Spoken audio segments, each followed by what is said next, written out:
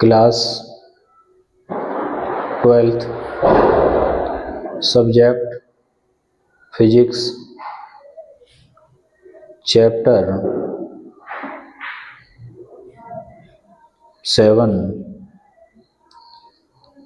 प्रत्यावर्ती धारा, इंग्लिश में कहते हैं अल्टरनेटिंग करंट, शॉर्ट में बोलते हैं एसी।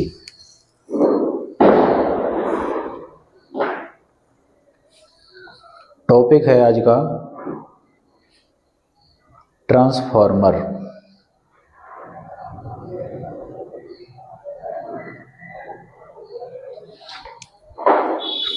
इसे समझेंगे, इसे करेंगे।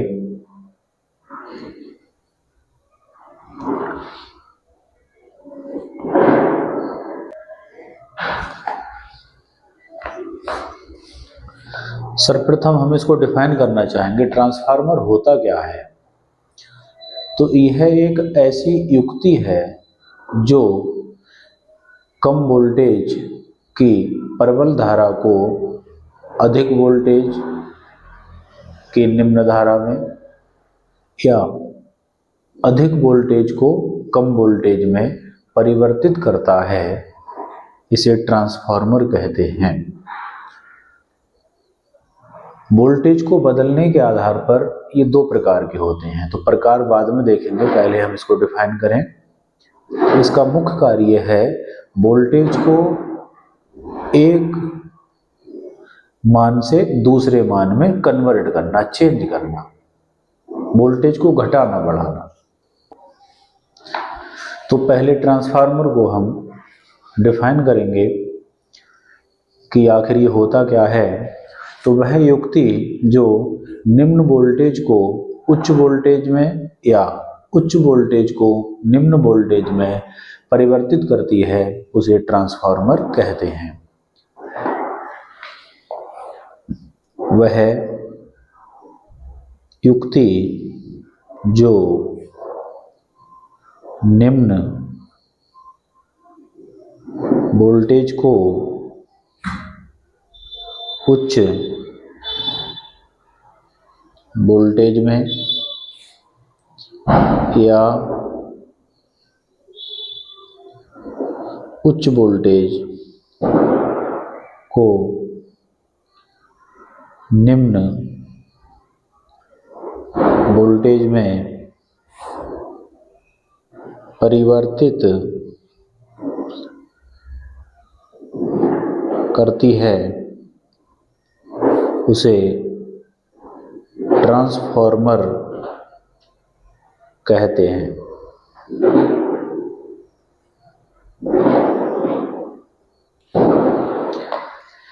लेकिन बुक्स में हमने देखा है, बच्चे पढ़ा करते हैं, टीचर पढ़ाया करते हैं, तो उसमें डेफिनेशन को क्या दिया है कि वह युक्ति जो निम्न वोल्टेज की प्रबल धारा को उच्च वोल्टेज की दुर्बल धारा में या उच्च वोल्टेज की दुर्बल धारा को निम्न वोल्टेज की प्रबल धारा में परिवर्तित करती है, उसे ट्रांसफार्मर कहते हैं। साथ में धारा जब जोड़ देते हैं तो बच्चा कंफ्यूज हो जाता है, सेंटेंस को लंबा समझने लगता है, समझ नहीं पाता है। अगर हम इस केवल वोल्टेज की बात करें तो बच्चा जल्दी समझ जाएगा कि निम्न वोल्टेज को कम वोल्टेज को अधिक वोल्टेज में बदलेगा या अधिक को कम में बदलेगा। तो जब दो कार्य कर रहा है तो ट्रांसफार्मर दो प्रकार का होगा। वर्गीकरण उसका लिखेंगे हम, उससे पहले जो बुक्स में लिखा हुआ है उसको थोड़ा हम एक्सप्लेन कर दें, आखिर वहाँ क्यों लिखा है। वहाँ लिखा होता है कि निम्न वोल्टेज की प्रबल धारा,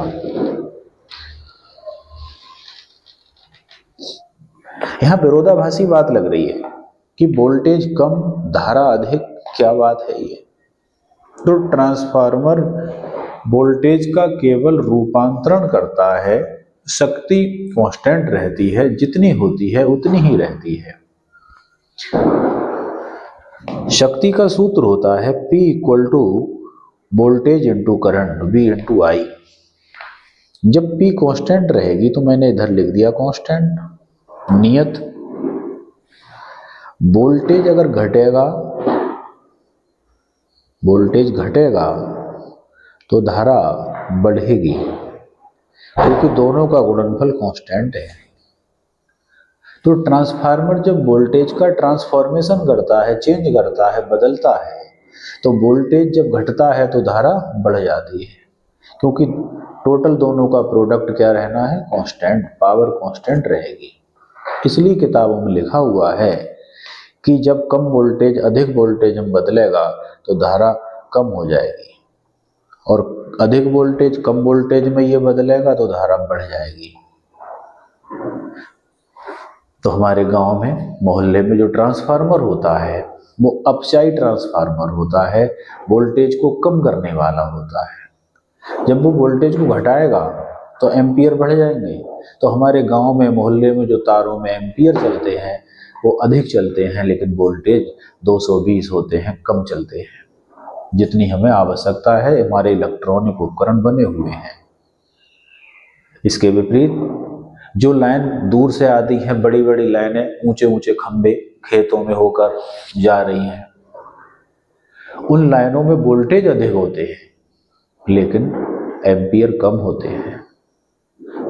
उनमें एम्पियर कम इसलिए रखे जाते हैं कि दूर से आने वाले जो वोल्टेज हैं उनके कारण जब तारों में धारा बहेगी तो तारों में वोल्टेज का खर्च बहुत ज़्यादा हो जाएगा, और दूर स्थित शहर भेजने के लिए तारों में ही वोल्टेज जब अधिक खर्च हो जाएंगे तो दूर शहर तक वोल्टेज कम पहुंच पाएगा। इसलिए पावर हाउस से जब लाइट को भेजा जाता है तो कम एम्पियर पे भेजा जाता है, वोल्टेज बढ़ा दिए जाते हैं, एम्पियर कम हो जाते हैं, जिससे तारों में वोल्टेज की खपत कम हो और अधिक से अधिक वोल्टेज पावर हाउस से दूर शहर तक भेजे जा सकें। तो ट्रांसफार्मर का महत्व क्या है हमारे डेली लाइफ में? ट्रांसफार्मर का महत्व है कि वोल्टेज को आवश्यकता अनुसार और अच्छी दक्षता के रूप में एक स्थान से दूसरे स्थान पहुंचाया जा सके। विद्युत ऊर्जा को कम से कम ऊर्जा हानि के साथ एक जगह से दूसरी जगह पहुंचाया जा सके।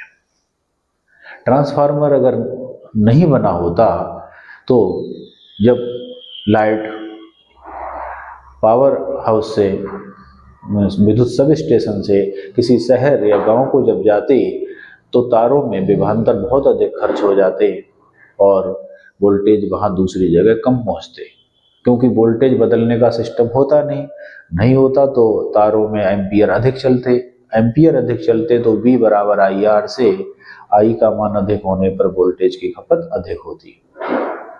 तो ओवरऑल निष्कर्ष ये निकलता है कि हम ट्रांसफार्मर से वोल्टेज को बदलकर जो दूर बड़ी बड़ी लाइनें होती हैं उनमें वोल्टेजों की खपत को घटाते हैं, वोल्टेज रास्ते में नष्ट कम हो और अधिक से अधिक वोल्टेज दूर स्थान तक पहुंच सके। तो वोल्टेज के बदलने के आधार पर ट्रांसफार्मर दो प्रकार के होते हैं। नंबर 1 ऊंचाई ट्रांसफार्मर, नंबर 2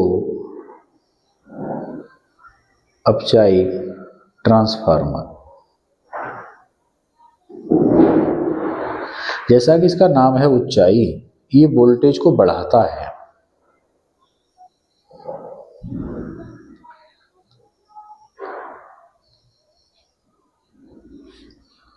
और जैसा अपचाई नाम है ये वोल्टेज को घटाता है। जब हम इनकी वर्किंग पढ़ेंगे, कार्य विधि पढ़ेंगे अभी, तो उससे क्लियर हो जाएगा कि वोल्टेज कैसे ये बढ़ाता है और कैसे घटाता है, वो क्लियर हो जाएगा।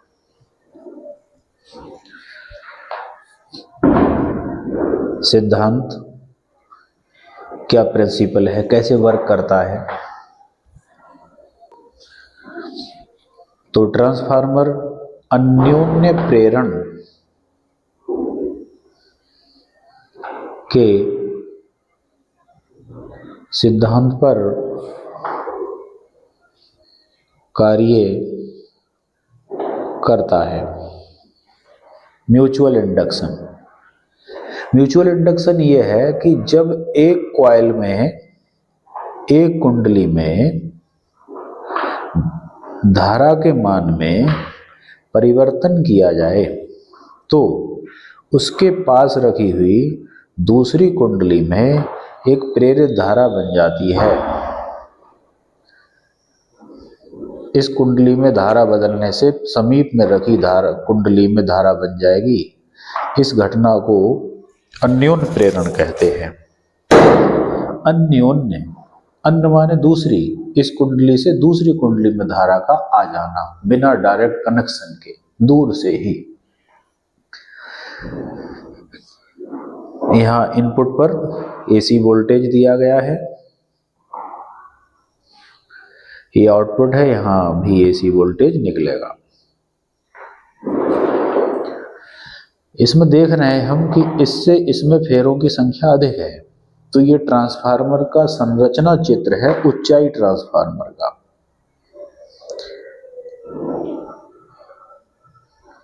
तो आज हम पढ़ रहे हैं ऊंचाई ट्रांसफार्मर।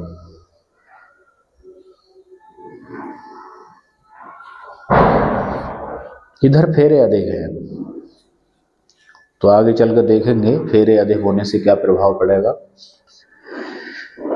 इसकी रचना देखते हैं पहले।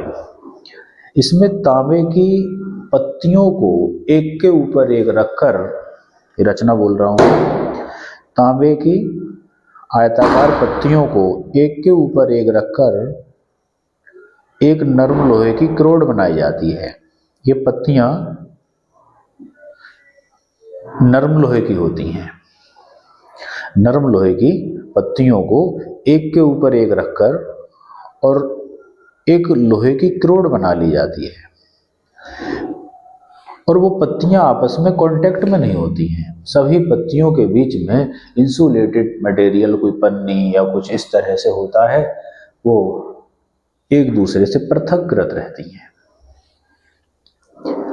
अब उनको एक के ऊपर एक रखने के बाद तांबे के मोटे तार की एक तरफ एक कॉइल लपेट देते हैं और दूसरी तरफ तांबे के पतले तार की एक कॉइल लपेट देते हैं। जिधर तार पतला होगा उधर फेरों की संख्या अधिक रखेंगे, और जिधर मोटा तार है उधर फेरों की संख्या कम रखेंगे। पहली कुंडली को प्राथमिक कुंडली कहते हैं और दूसरी कुंडली को द्वितीय कुंडली कहते हैं। और जो नरम लोहे की पत्तियां होती हैं, क्रोड बोलते हैं, उनको क्रोड बोलेंगे। और ये क्रोड यहाँ हमने कुंडलियों के बीच में दर्शाया है, तो हमने यहाँ लिख दिया क्रोड। ये क्रोड है, ये बीच में दो लाइनें दिखाई गई हैं। जो ये इनपुट हो गया, ये आउटपुट हो गया। ट्रांसफार्मर से दो तार इनपुट पर निकल रहे होंगे, दो आउटपुट पर निकल रहे होंगे। वर्किंग समझते हैं इसकी कार्य विधि, और इसका यूज हम जानते ही हैं। हमारे जो मोबाइल चार्जर है, टीवी है, रेडियो है, उन सब में इनका यूज है। मोबाइल चार्जर में एसी को जब डीसी में बदलते हैं तो दो डायोड और ट्रांजिस्टर मिलकर ही, दो डायोड और ट्रांसफार्मर, इनकी सहायता से हम एसी वोल्टेज को डीसी वोल्टेज में बदलते हैं। कार्य विधि समझें। तो चित्र यही है, पहले मैं मौखिक बता रहा हूं कार्य विधि इसकी क्या है वर्किंग। जब इन पहली कुंडली पर एसी वोल्टेज लगाते हैं, यहां तार जोड़ देंगे तो इस कुंडली में धारा बहने लगेगी। अब चूंकि एसी धारा टाइम के अनुसार चेंज होती है, पॉजिटिव चक्कर, फिर नेगेटिव चक्कर, फिर पॉजिटिव, फिर नेगेटिव। तो जब पहली कुंडली पर एसी वोल्टेज लगाते हैं तो पहली कुंडली में धारा बहने लगती है। चूंकि ये धारा चेंज हो रही है, पॉजिटिव नेगेटिव, इसलिए दूसरी कुंडली में प्रेरित धारा उत्पन्न हो जाती है। प्रेरित विभवांतर बनेगा सर्किट कंप्लीट होगा, प्रेरित धारा भी बनेगी। तो पहली कुंडली में धारा के बहने पर दूसरी कुंडली में प्रेरित विभवांतर उत्पन्न होता है और फैराडे के नियम से उसका फॉर्मूला होगा E equal to -n delta phi B upon delta T, चुंबकीय फ्लक्स में परिवर्तन की दर। इस तरह से इनपुट पर एसी वोल्टेज था। इस आधे चक्कर में ट्रांसफार्मर की पत्तियां मैग्नेटाइज होती हैं, चुंबकित होती हैं। इस आधे चक्कर में विचुंबकित होती हैं। इस आधे चक्कर में ट्रांसफार्मर में लोहे की पत्तियों में चुंबक का गुण आ जाता है। इस आधे चक्कर में चुंबक का गुण हट जाता है, फिर चुंबक का गुण आएगा, फिर हटेगा। तो धारा के कारण ट्रांसफार्मर की जो क्रोड होती है वो बार बार चुंबकित विचुंबकित होती है, उसके चुंबकीय क्षेत्र में चेंज होने लगता है। उस चेंज के कारण ही इसमें इस कुंडली पर क्या बनता है, वोल्टेज बनता है। तो पहली कुंडली में एसी वोल्टेज देने पर दूसरी कुंडली में प्रेरित विभवांतर उत्पन्न हो जाता है अन्योन्य प्रेरण के कारण। इधर से वोल्टेज इधर ट्रांसफर हो जाता है और इधर वोल्टेज जब ट्रांसफर होगा तो सूत्र हमने ये लिख लिया। दूसरी कुंडली के लिए लिखेंगे तो यहां एस लगा लेंगे, सेकेंडरी। फॉर्मूले से क्लियर है कि वोल्टेज डिपेंड कर रहा है फेरों की संख्या पर। चूंकि दूसरी कुंडली में फेरों की संख्या अधिक है, NS बड़ा है NP से, तो फेरे जब अधिक हैं तो वोल्टेज भी ज्यादा मिलेगा। तो ये बात तो क्लियर होगी कि दूसरी कुंडली में, जिस कुंडली में फेरे ज्यादा होंगे उधर का वोल्टेज अधिक होगा। यही रिलेशन हम, क्योंकि NS बड़ा है NP से, इसलिए ES भी बड़ा होगा EP से। ये क्लियर हो गया। अब हम पहली कुंडली के लिए फॉर्मूला लिखेंगे प्रेरित विभवांतर का, इंड्यूस्ड EMF का, EP equal to -NP delta phi B upon delta T. दोनों रिलेशनों को भाग करेंगे। ES upon EP equal to -NS upon delta phi B upon delta T -NP delta phi B upon delta T. ये rate of magnetic flux ये cut जाएगा, minus से minus कटेगा, तो ES upon EP equal to NS upon NP। यदि कुंडलियों के तारों का रेजिस्टेंस निग्लिजिबल हो तब विभवांतर विद्युत वाहक बल के बराबर होगा। BP equal to EP, BS equal to ES। ये दोनों वैल्यू इसमें पुट कर दी, BS इक्वल अपॉन BP और NS अपॉन NP। और इन दोनों का जो रेशियो है वो स्मॉल r से डिनोट किया गया। ये फॉर्मूला न्यूमेरिकल क्वेश्चन में काम देगा और हमारी एक्सरसाइज में जो ट्रांसफार्मर से रिलेटेड क्वेश्चन होंगे उन्हें हम इस फॉर्मूले से सॉल्व करेंगे। जो R है वो कहलाता है परिणमन अनुपात।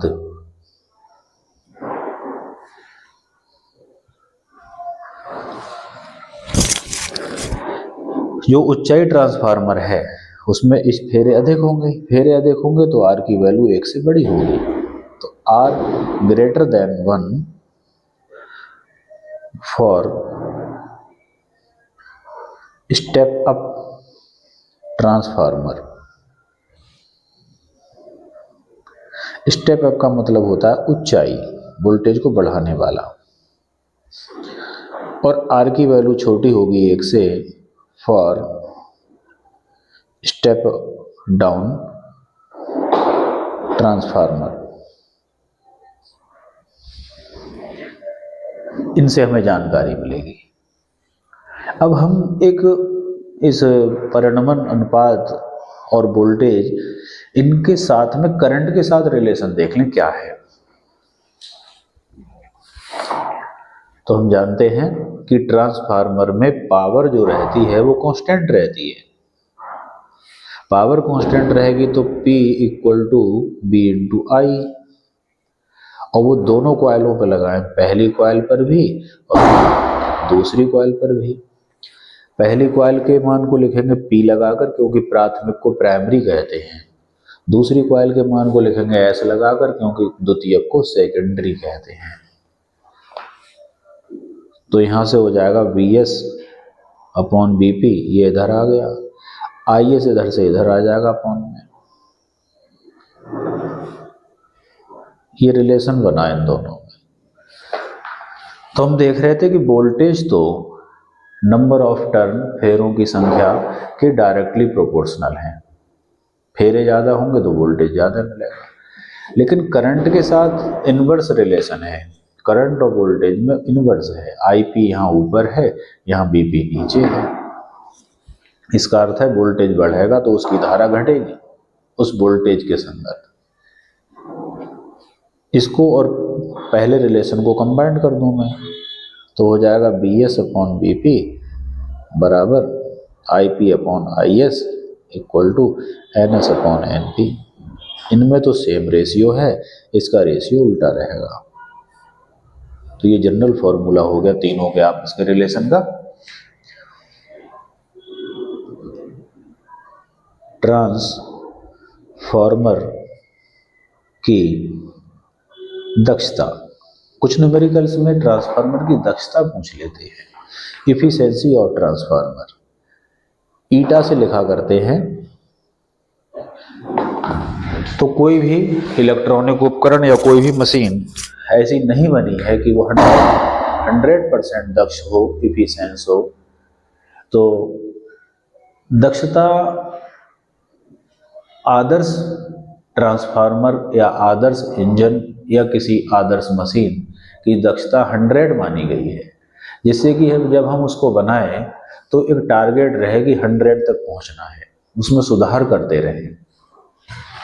तो दक्षता का फॉर्मूला है कि ट्रांसफार्मर कितनी पावर निकालेगा और कितनी उसे दी गई multiply by 100, P output upon P input.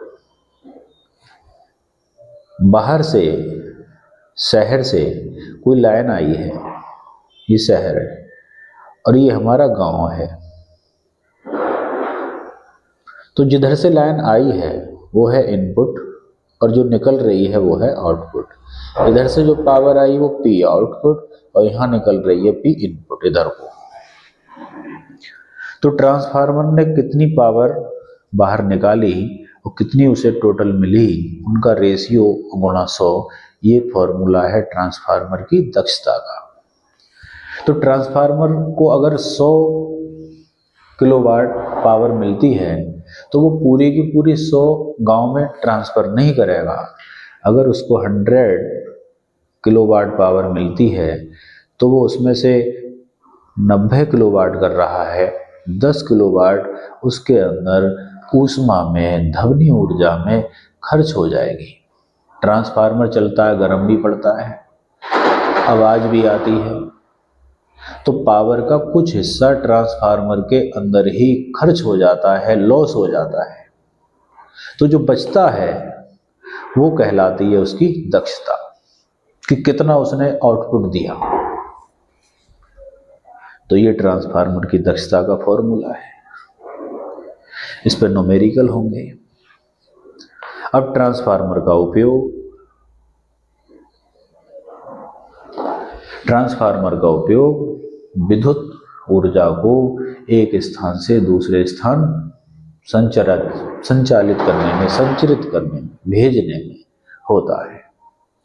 तो बड़े बड़े पावर हाउस, विद्युत उत्पादन केंद्र, वहां पर हम ट्रांसफार्मर का उपयोग वोल्टेज को उच्च वोल्टेज में बदलकर और करंट कम एम्पियर में लेकर तब तारों में होकर धारा को भेजते हैं, जिससे तारों में एम्पियर जब कम बहेंगे तो विद्युत विभवांतर का जो व्यय है, क्षय है, वो कम होगा और अधिक से अधिक वोल्टेज दूर क्षेत्र तक पहुंच सकेंगे। तो इसका आज का काम इतना ही, शेष कार्य हम फिर करेंगे। धन्यवाद।